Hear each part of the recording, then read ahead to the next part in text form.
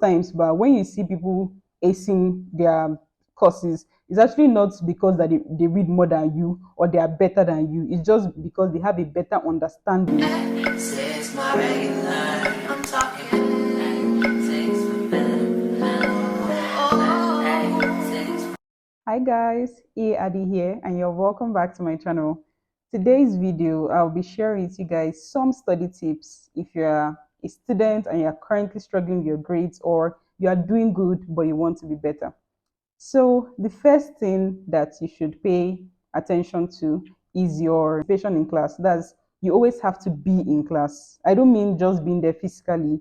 Your head has to be in class, because some of the things that will help you during your exams are not things in the book. They are things that are inside all your lecture halls. So now let me make you understand this. For instance, now, so there was this time one of my lecturers came to class and he was like, when I'm marking your scripts, I don't just want to see what I've taught you. I want you to teach me. So if you are defining something, for instance, now, you are getting the normal definition from your book, but your classroom activity gives you more insights on better ways to say that.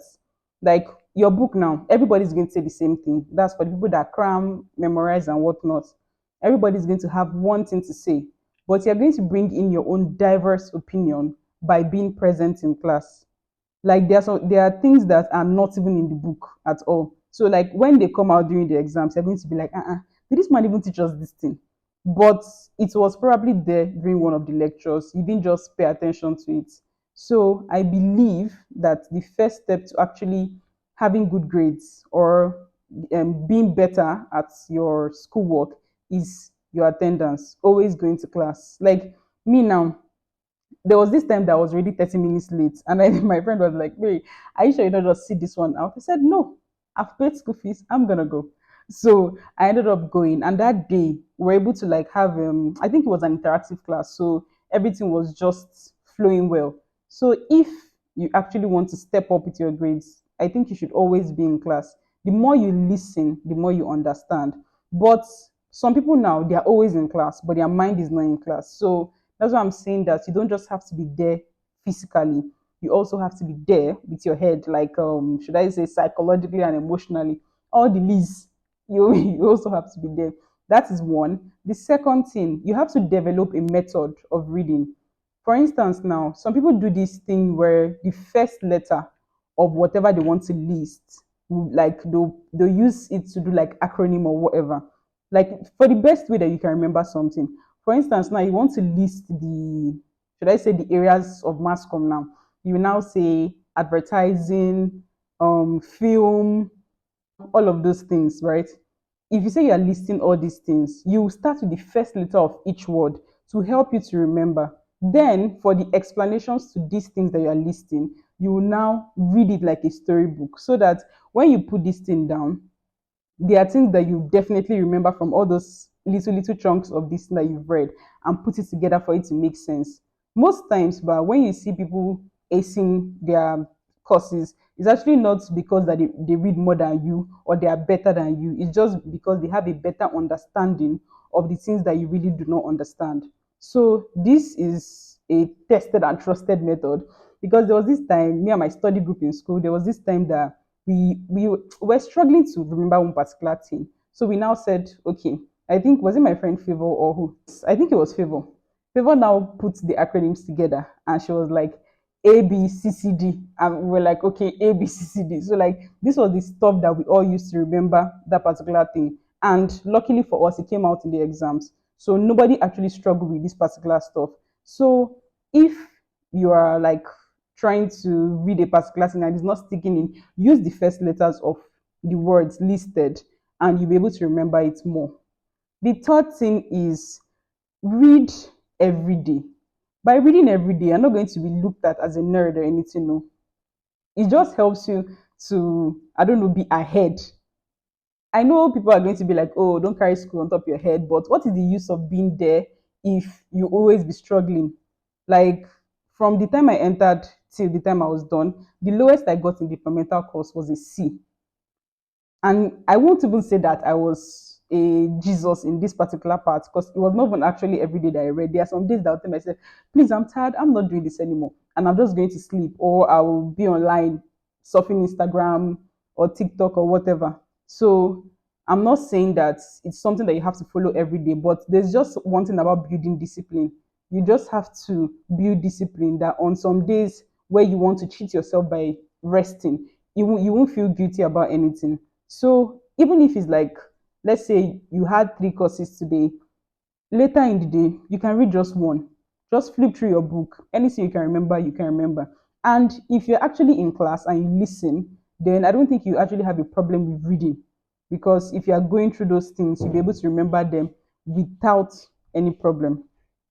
So now the fourth thing that will actually help you is if you are reading a particular thing here, you can record yourself saying it out. Then before you go to bed, you can just plug it in your ears. I don't know if this is safe or healthy, but you can do this so that I think subconsciously there are some of the words that you have said out that you're going to remember. In this particular method, there's another thing that people do, that they want to explain the things that they've read to another person. Like, I don't know whether it will help them understand more or something, but a lot of people do this.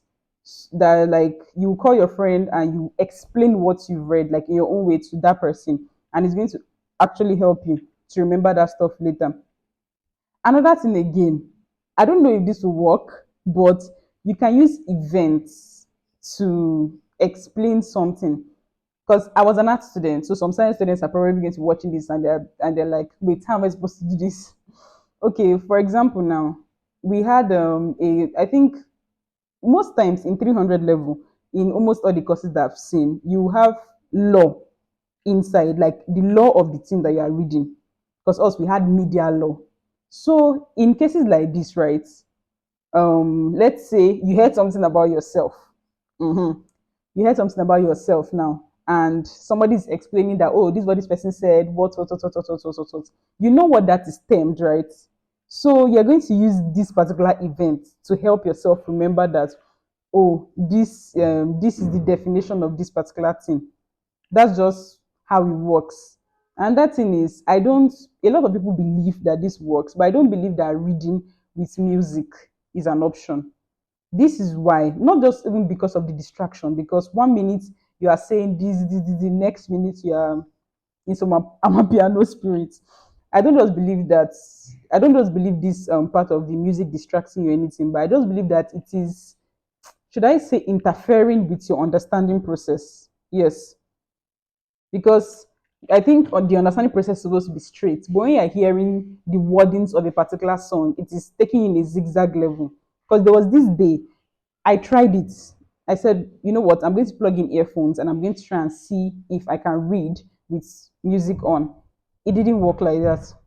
So I don't know if people are already comfortable with this particular thing, but like they say, some science students do this because this is like the easy way for them to remember and all of that. But me personally, I've tried it before and I don't think it worked for me because it was actually distracting the flow of information. Then the most important part of this, some people don't really, even if they are in class, they don't really listen. So they'll feel like, oh, what's now the need of going?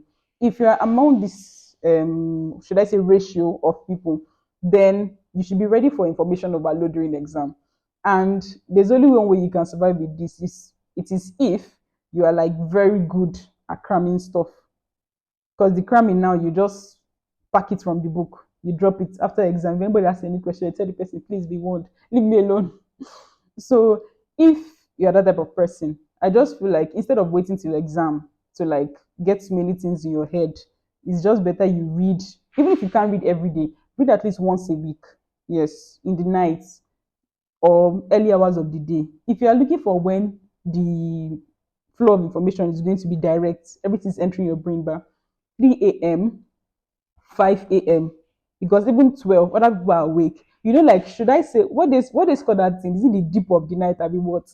Like, where, when the earth is quiet, that's the best time because you'll be too, should I say, all the sleep now that you have gathered around the time that you were asleep might have already gone because you're already coming to like the beginning of the day. So that is it. Another thing again, please rest. All this caffeine and the energy drinks, the coffee and everything. At the end of the day, I don't think it's going to make any sense when you get into the hall and you forget one particular thing. You're going to feel so bad, like, oh, so I sacrificed 7 hours of my sleep for this. Because some people actually do like a straight, what's it called? A straight run. That's throughout the night there on their book.